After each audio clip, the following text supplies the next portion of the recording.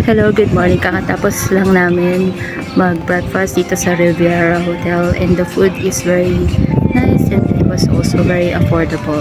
And I just want to remind you today about casting our anxieties to the Lord kasi minsan, di ba, parang punong-puno na yung schedule natin, punong-puno na tayo ng mga iba't ibang loads sa buhay natin in every aspect, and especially this weekend, today is Saturday na nandito kami sa hotel na to, and we are just grateful na natapos yung buong week.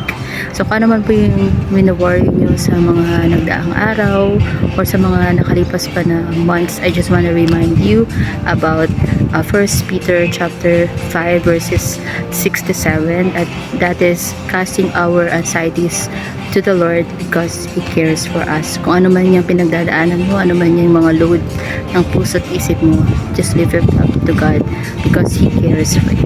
God bless you.